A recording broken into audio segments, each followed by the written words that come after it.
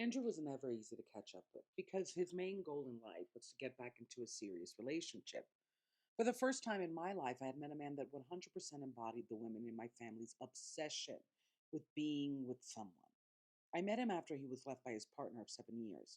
Shocked, he escaped to a new country and was trying to find a new life immediately to replace the old one that left him. I cannot blame him because, in some ways, I wanted the same. I just did not have a strategy. I was fascinated by Andrew's focus and determination to just be with someone because I just never chased. But I did do the chasing for anyone or anything that A, did not like me, or B, I did not want. I often found that my ability to manifest was powerful. The problem is, I had no requirements. I just wanted people and found that strange result of being raised to be super independent had turned me into oddly codependent in relationships. It is why I was fascinated by Andrew. He was desperate to find someone and not be alone, and his strategy was based on pure stamina, slightly low standards, and consistency. I was taking notes for myself because one bad date had me off the apps for years. And then I see it, he said, shocked and wide eyed. We had finally met up, and he was telling me about his life, which I cannot say was too self absorbed of him. Most of my friends vent to me, but I do not vent, or at least very rarely. And it means I super trust you, or I'm so overwhelmed in my head that I tell anyone. That latter one gets me more trouble than I'd like. It's all moving down there. What is? I said, slightly horrified. Unless he was dating the alien in Alien versus Predator. Why were body parts moving from the inside? The worms, he yelped in betrayal and disgust. If there's one thing I have learned about the gay scene is that it is super cliquish, can be very judgmental of looks, and surprisingly misogynistic until you realize these are men that love men. Where's the woman part? Still, when we got together, we would laugh. And because of my childhood, I always assumed if someone laughed with me or trauma dumped on me, it meant they liked me and we were close. In perspective, it's deranged, especially with the speed of how people trauma dump. To Andrew, I could be a diary, but even those got tossed away. Not the ball worms, I said, not reading the genuine fear, slash in homage to Katya and T.S. Madison. No, they're anal, he said, confused. Right, I got that. What do I do? He said, concerned while also aware of what he had to do. He was ready to pull out those worms like a garden because he really liked this guy. They liked the same movies, same places, and same ideas. And if there was one thing Andrew could do, is date himself and fall hard. You leave him, I said obviously, and slightly shocked that Andrew was contemplating, but realizing here's the difference. We both may like men, but I'm a woman, and there's way more danger and even disgust thrown on my body than his. When you cross my scene of gal pals and girlfriends, they all have stories of the condom left in them, the STD that they had to take out because their partner of the STD they had tested because their partner of 3 years was cheating on them the whole time. The violent strange acts even husbands would do without consent. The pregnancies that went terribly wrong with the wrong guy. A woman's body was a landscape for male wounding as it was her temple. And we were becoming cutthroat on who was allowed entry. Realizing that casual sex was not so casual, if pain was usually more handed than pleasure. Hence, Andrew's wondering if he was exaggerating shocked me as a woman, but also awakened me as a friend. Lucia was always messaging him, and the man was good for reading texts and not responding. Yet I was reaching out to Lucia and never got a response. We were all in a game of telephone, and I was noticing that if a friend does not mind maintaining contact with a man filled with ass worms, but can ghost you, they're not your friend. I don't want to leave him. I really like him, he declared somberly. We have a lot in common, including your face, I smiled. Twinning was a thing in the gay community, slash Andrew's desires. He smiled and said, but I have to. Then his eyes trailed, and I began to realize he had been seen with this guy a lot, who knew who knew of his condition and how much gossip had been spread about him with this guy. Within seconds, I was helping him write a breakup text and beginning to realize my attempt to change how much people disregard me had failed. I was still after people that were after buttworms. All right, let's discuss. Let's heal. So, I I really want to make sure I don't sex shame anybody because that's the thing about being a woman in particular. We have stories and we have stories that leave us with shame and that leave us with embarrassment. And I think we live in a culture that has promoted casual sex as if it's actually casual, but there are always dangers to sex. There's STDs for us, there's pregnancy and violence and even death. And I think for us, it's harder to understand the casualness of it because our pleasure is often not even considered. There are many men who just don't know women's bodies, don't consider women's bodies, or even think that if they get pleasure, we get pleasure. And it's just not that way. And what shocked me with Andrew was he really was trying to figure out how to keep this guy who, because of bare minimum things like we laugh and we love sci-fi movies and we share the same taste in music. And I think what impacted me about Andrew was two things. The first is I'm always fascinated by people that are constantly hunting for relationships because I don't hunt, but that doesn't make me a saint. Because the other part is that I try to, like, if you knock on my door, I let you in, right? I run on that mentality, and I've talked about that before, and that's not exactly helpful either. I Anybody can knock, and this idea that if you show interest in me, let's let's love and let's have a relationship is horrible. And I find that I manifest partners, but I don't really have requirements. I'm like, please bring me someone, and then it's like, okay, an animal. Well, no, animals are nicer. It's a man, and I was asking for the bear. um, but so I was like, I'm like, do you not know you're unsafe? I just couldn't believe it, and we had like this back and forth. That in perspective, I don't have good friendships with people that are obsessed with relationships. But I always am fascinated by them. And the friendships eventually combust because people who are obsessed with their relationships make their identity their relationship. And that's what he did. And that's what he always did and will always do. And there's something that pulls me to them because I never did that for how people pleasing and how servile I was, oddly enough. I think my relationships ultimately ended because I felt too erased.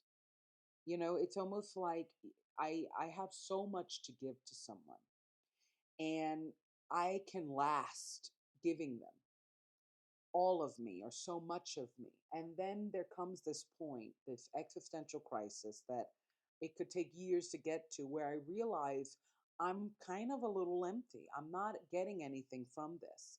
The mist of giving is receiving is absolutely fading. And that's where I realize, Andrew, he gets, I think with women, we're surprised when gay men are misogynistic. But I even said it, like, they're men who love men. Why wouldn't they be misogynistic? All we share in common is that we love men.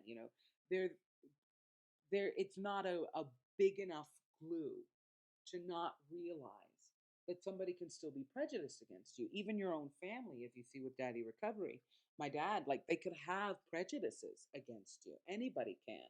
And I think we let our guard down, and then there are these moments where you're like, oh, we're building a genuine friendship off of image. No wonder the veil dropped. And I think with Andrew, he became the gay friend of the group, and uh, all these ladies chasing him, ironically, like Lucia, and he was just ghosting, gone. He wanted, in an upcoming episode, I talk about, we had this incident where he said, basically, I want white men in foreign countries, like whitesicans or something. And it was this moment where the group had this, I think you said something really horrible, but because we always say you're nice and harmless, we're not going to go into that. And I have a real struggle with nice people because I could always tell they're being fake. And I don't judge people for being fake, it's a survival mechanism. But it's strange when you see somebody doing what you genuinely are and doing it as a tactic, as a strategy to get ahead and network and see who can give them something. And meanwhile, you're struggling to see whether that part of you has ever given you anything and should even still be a part of you. Because I'm a genuinely kind person, and I hate sometimes my kindness. I don't, it's a struggle for me to wield it because it was the first thing that was so used against me. My family deemed me sweet. And if I was anything less than sweet, I was punished or judged or dismissed. I had to be so kind all the time and so complimentary, so loving. And it was my nature. And I liked that part of my nature until I got older. Like I think around my teen years is when I started to wake up that there's something really off about this obsession with me holding everybody and I never get held. And that's why I say like I think there's a part of my nature, and I wrote about it recently in an episode that's coming, that is just like I've never seen anything like it. I walk on the streets and everybody who's lost turns to me. Every homeless man asks me for money. I sit down and within seconds somebody will sit next to me crying about the, their an episode. I sat down and this woman came up to me and just started talking about how she lost her brother in Vietnam and all this stuff. And I was like, I obviously comforted her and heard her, but it dumbfounds me how people just see me and know I can tell this girl my pain. And they can. They absolutely can.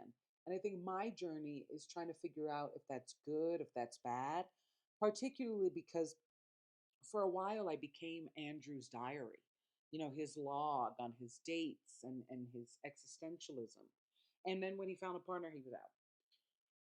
But I don't, and I think that's where my crux is. My father would tell me every sad thing he felt, how much he hated his other family, how much he hated himself. And I would comfort him. And I thought that was love. Even though he was abusing me, even though he was tearing me down, I thought if he's telling me everything that makes him feel bad and looking at me, even as a child, not only his child, a child to comfort him, it must mean he cares or he sees me as comforting. And if he sees me as comforting, he sees me as love. But when you're selfish and self centered, no, you don't. Like you just see it as I need comfort. Can you give it? And that's something that, which is again why I don't. Yes, Andrew was self centered. Yes, he was misogynistic. Yes, he was self absorbed. But I don't know the difference sometimes between this superpower I have of people venting to me when they really need to versus this weakness I have of thinking that because they did that, they actually love me and they actually like me. And so we had this back and forth, and he was very testy, very moody. He always loved to be right.